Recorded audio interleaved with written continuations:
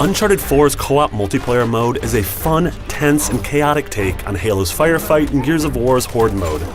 But while it captures the same sense of escalation and urgency of its peers, it differentiates itself by tapping into Naughty Dog's signature tone, energy, and mobility.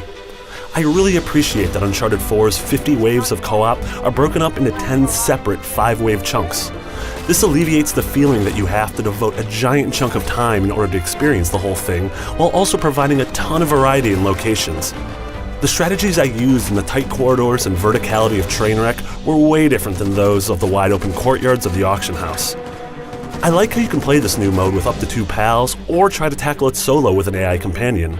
I'll definitely be partying up with a pair of friends though, because the ramp up in difficulty required a healthy dose of strategy, communication, and frantic improvisation. Certain waves toss curveballs at you in the forms of modifiers, such as very specific zones where only kills within their confines count. It felt like repelling a siege as my 2 teammates and I battened down the hatches and protected each corner of our claustrophobic zone from the incoming onslaught. This co-op mode also uses the mid-match economy in a smart way by letting you purchase weapons, mysticals, and team revives from various arsenals scattered about the map.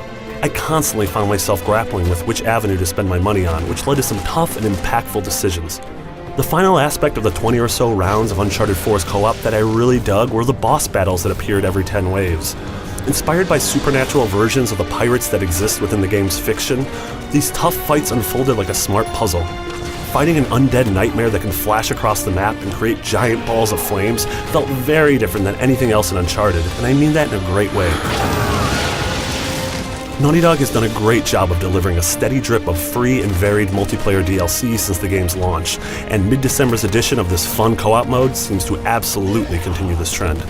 For more on Uncharted, stay right here on IGN.